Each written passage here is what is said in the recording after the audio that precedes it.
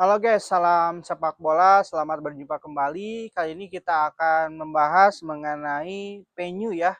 Sudah resmi ya ditetapkan dan ini banyak mengundang hal yang kontroversial, banyak memberikan tanggapan-tanggapan yang istilahnya protes ya dari berbagai negara maupun kepada AFC, karena kita ketahui saat ini yang ketika beberapa waktu yang lalu itu ada asumsi ataupun informasi dugaan-dugaan yang round 4 itu akan diselenggarakan di Arab Saudi maupun Qatar, dan ketika AFC sudah memutuskan dan menentukan mengenai venue ataupun penyelenggaraan round 4 terkait tentang kualifikasi Piala Dunia zona Asia, dan itu sudah dipastikan kita hanya bisa sekedar menerima ya itu dan fix diselenggarakan di negara Arab Saudi dan Qatar. Ini sangat begitu tidak konsisten bagi seorang AFC, karena pada yang beberapa waktu yang lalu yang saya pernah bahas itu ketika AFC memutuskan itu untuk mengenai penyelenggaraan round 4 itu adalah di negara netral. Jadi itu yang menjadi keputusan pertama dari pihak AFC. Namun ketika itu sudah berjalan ke sini berubah juga, terus pernah menentukan apabila misalnya di round ketiga misalnya posisi yang terbaik itu di round 3 misalnya di pihak posisi di urutan ketiga ya, misalnya ada negara yang paling baik dari segi poin maupun jumlah selisih gol, dan itu akan menjadi tuan rumah.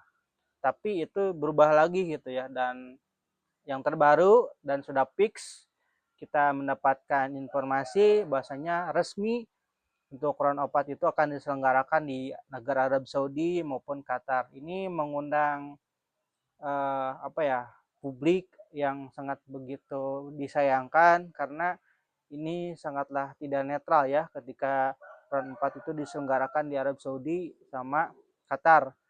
Yang AFC katakan adalah ini ditentukan karena sesuai dengan pembagian ataupun pot.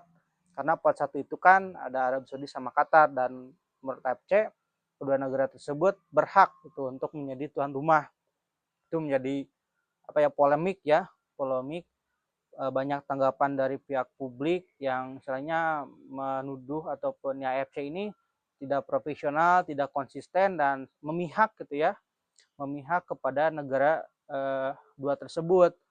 Terus juga yang kedua adalah ini bagi AFC menjadi presiden buruk gitu ya, karena melihat ketika mengenai asumsi dugaan uang yang melimpah itu bisa melobi ataupun menego dari pihak AFC untuk bisa diselenggarakan di dua negara tersebut.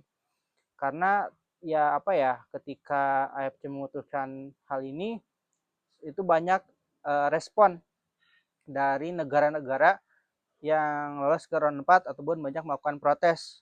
Misalnya dari federasi pihak Oman, lalu juga Irak dan Uni Emirat Arab.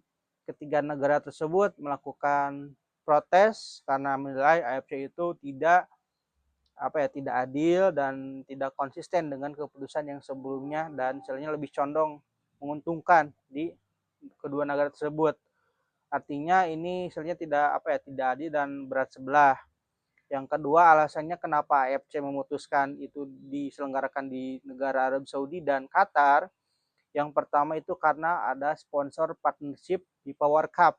Itu istilahnya kalau kita sarkasin adalah apabila kita bukan donatur itu jangan ngatur gitu ya. Selain daripada donatur jangan ngatur gitu misalnya. Artinya ketika Arab Saudi ada salah satu perusahaan milik Arab Saudi, ya sebut saja Aramco ya, sama dengan dari pihak perusahaan penerbangan, maskapai penerbangan Qatar, ini Qatar Airways, ya itu menjadi salah satu sponsor di gelaran Piala Dunia. Dan itu AFC merujuk ke sana. Artinya ketika negara tersebut memiliki sponsor tersebut, ya itu AFC salah satunya memutuskan untuk penyelenggaraan round 4 itu akan diselenggarakan di negara Arab Saudi maupun Qatar. Artinya ya kita sudah melakukan upaya juga ya apa yang sudah pernah dikatakan ujar dari pihak dari Erick Thohir, bahasanya negara kita juga sudah melakukan upaya bahkan sudah mengajukan untuk menjadi seorang host ataupun tuan rumah pada gelaran round keempat gitu. Dan ini ya kita harus bisa istilahnya ya menerima ya walaupun kita istilahnya tidak takut ya dengan melihat skuad hari ini tim nasional Indonesia, saya rasa tidak kalah dengan yang namanya negara-negara Timur Tengah. Beda beberapa waktu dulu ya kita kalau misalnya ketemu dengan negara Timur Tengah tuh kalau misalnya sebelum pertandingan itu kita udah takut duluan gitu. Artinya secara kualitas kita tidak jauh berbeda, banyak pemain kita yang berkualitas baik yang bermain di luar negeri maupun di dalam negeri bisa dipadukan dengan sebaik mungkin dari segi skill maupun gaya permainan kita tidak jauh ataupun tidak kalah ya dengan negara-negara Timur Tengah karena kita sudah ditempa di grup C. Karena menurut saya grup C itu paling berat diisi oleh negara-negara langganan Piala Dunia, Australia, Jepang maupun Arab Saudi. Untuk Australia kita juga pernah seri, untuk Arab Saudi kita pernah menang mereka juga sama Bahrain menang juga sama Cina kita pernah menang. Artinya ini tentunya kita sudah memiliki track record untuk bisa dibuktikan. Namun yang ya tentunya ya dalam sepak bola kita harus memiliki insight ataupun pandangan mengenai non teknis. Misalnya kita yang sangat trauma juga kalau misalnya melawan tim-tim Timur Tengah, kita sebenarnya suka dicurangi oleh wasit maupun wasitnya itu berat sebelah. Contoh saja misalnya melawan Qatar ya, banyak negara-negara ketika melawan timnas Qatar itu selain daripada negara Indonesia itu banyak dirugikan dengan namanya keputusan pihak wasit. Dan tentunya ini berbicara mengenai non teknis ya itu harus kita antisipasi agar nantinya kita tidak dicurangi di round keempat.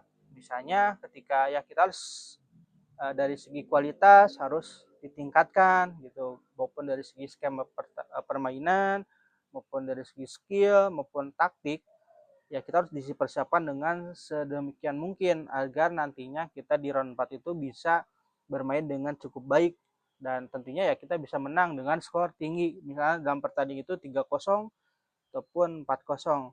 Ya kita harus bisa mencontoh di tim nasional Jepang istilahnya ya walaupun dicurangi pun ya Jepang istilahnya tidak bisa gitu karena mereka bermain dengan cukup baik sehingga skor mereka pun bisa bermain dengan cukup telak seperti itu. Dan inilah yang mungkin perlu diantisipasi ya bagi timnas kita, melihat ini bukan berbicara tentang olahraga saja, mungkin ada juga berkaitan dengan namanya geopolitik juga. Ya kenapa sih nggak diselenggarakan di negara netral gitu, dan ya kita dari negara yang bukan non Timur Tengah ya kita harus bisa survive gitu.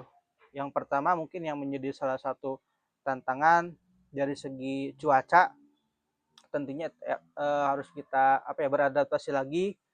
Kalau misalnya nantinya kita di Qatar maupun di Arab ya kita juga sudah pernah ya, misalnya kalau di Arab Saudi kita pernah melawan mereka di round 3, lalu juga ketika di Qatar terkait tentang Piala Asia. Namun ya itu kan sudah agak cukup lama, sekitaran 2 tahun.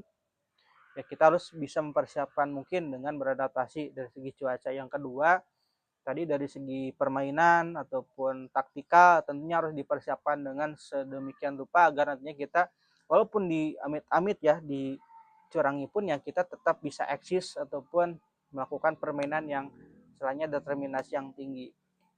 Yang ketiga ya tadi terkait tentang non teknis, misalnya terkait tentang adanya keputusan wasit yang kurang berkenan ataupun tidak sesuai dengan sebagaimana mestinya, ya kita harus bisa bermain dengan tidak terpancing emosi juga, karena ketika bermain dengan tim-tim Timur Tengah itu banyak drama-dramanya yang istilahnya tidak penting gitu.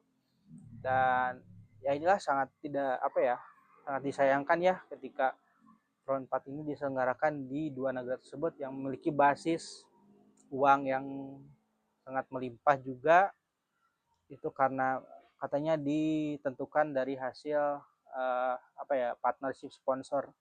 Itu sangat sangat tidak fair bagi negara kita ya. Semoga mudah-mudahan kita tidak takut ya, kita bisalah untuk bisa menghadapi round 4 dan tentunya nanti kita bisa mengamankan langsung ke Piala Dunia lewat round 4. Semoga timnas kita diberi kelancaran dan tidak ada hal yang